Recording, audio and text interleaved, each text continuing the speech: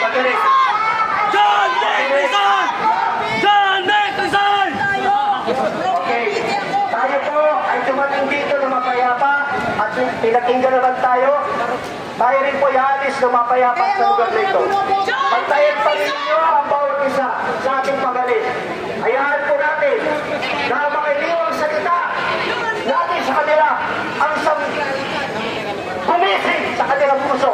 Kaya alis po tayo na mapayapa at hayaan natin ng Diyos at ang kapangyarihan ay binigay ng batas sa atin bilang mapayapang bansa at malaya ay ating pagkatiwala sa Diyos. Iwaw po tayo na mapayapa. Maraming salamat po.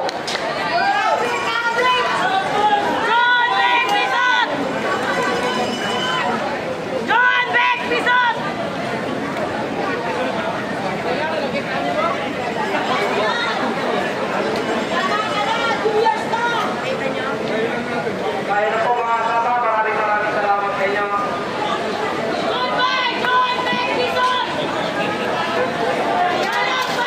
Sir John Vic, napakapayapa namin na. Sana narinig niyo po kami. Wala kami dala dito kundi laway. Naglakad kami. So ayan mga kababayan, alis na po tayo. Tapos na yung program dito po sa Recto, no, sa may Moraita malapit dito sa may harap ng University of the East. Ayan po si DILG Secretary Remulla, John Vic Remulla.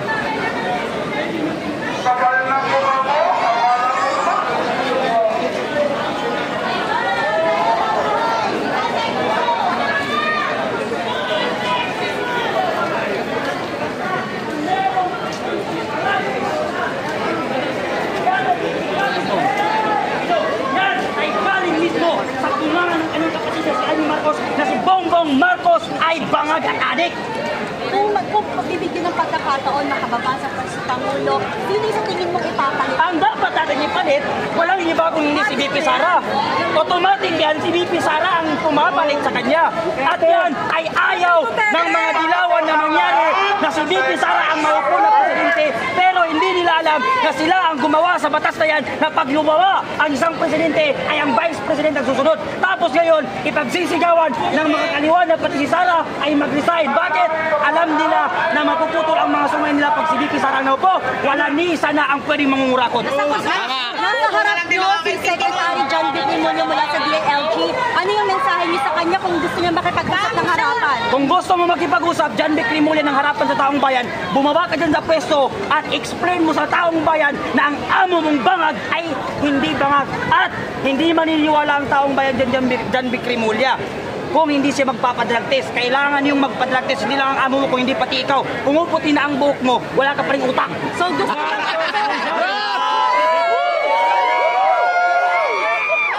niyong sundin yung sinasabi ni Senator Amy Marcos na Catholical si Pangulo. Bakit? Kung gusto nila na ang taong bayan ay maniwala pa sa kanila, kailangan nilang gawin yon para maipakita taong bayan totoo na ang binibintang sa kanila ay hindi totoo. Nagsasagawa na yung ICI ng investigasyon sa mga animalyong flood control.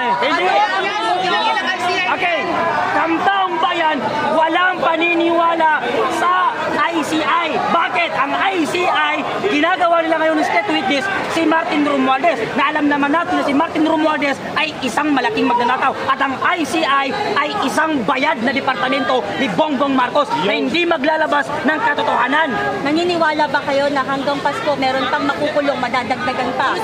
Sunod-sunod na yan at ang pangarap ng taong bayan ay si Bongbong Marcos ang makukulong pati si John Vic Remulla.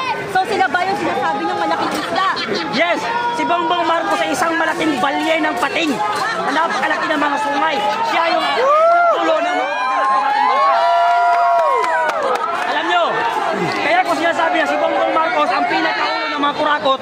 Kaya ko sinasabi na si Bongbong Marcos ay isa sa pinakaulo ng kurakot dahil siya ang umaaproba sa lahat ng project at sa lahat ng budget. Si Bongbong Marcos ang pumipirmahan yan bago mapunta doon sa silado ng mga kurakot. May mga sinabi si Zaldico na kasabwat ang Pangulo. Ito ba dapat paniwalaan ng taong bayan? Dapat natin paniwalaan dahil si Zaldico ay isa sa mga kurakot at nagnako sa kutang pera ng bayan. Ngayon, si Zaldico lamang ang makakapagturo kung sino ang mga kasabwat at sino ang leader nila sa mga pagnanakaw. At tinuro niya mismo doon si Bongbong Marcos ay sangkot sa pagnanakaw sa ating pera.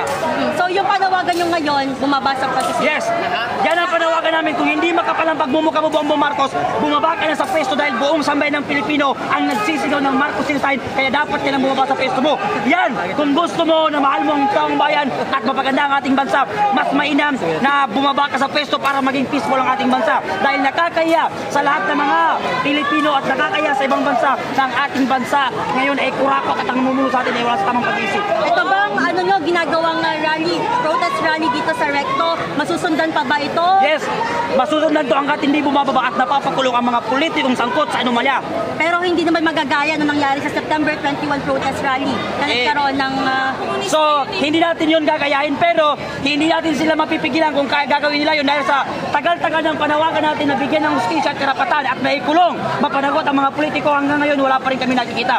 Kaya kung meron man sa mga grupo o political organization ang gumawa pa nun, hindi namin masisisi. Dahil yun ay galit nila at dapat lamang yan sa mga politikong magdanakaw. Salamat, sir. Mula po kayo saan, sir? Wala ako sa Mindanao, kaya kung ang balay sinasalubong ko yung subpina pa kayo ng NBI. Ayun! Nandun dyan, Bikrimuli! Ipakita si Jan Bikrimuli, andun! Si Jan Bikrimuli, andun, ipakita niyo. Ako kanina sa kanya kasi nagmamike siya kanina. Sabi siya. Hindi ako pwede makipag-usap sa isang tuta na ulol. Hindi siya bumababa. Kung gusto niya makipag-usap, dito siya bumaba. Kung gusto niya, magsutukan pa kami. Yan ang Mindanao. Salamat po, salamat po. Maraming salamat. Malaban! Maraming salamat. Mabuhay tayo mga Pilipino! Maraming salamat. Bakit ko dyan, Bikrimuli ako? Yan ang mga masasabi ko sa'yo. Umuputi ng buhok mo. Wala pa. Ibilis ko sa'yo kung mabuti ng buhok. Walang ano, wala makikialam ha, kami dalawa na. Bababa na.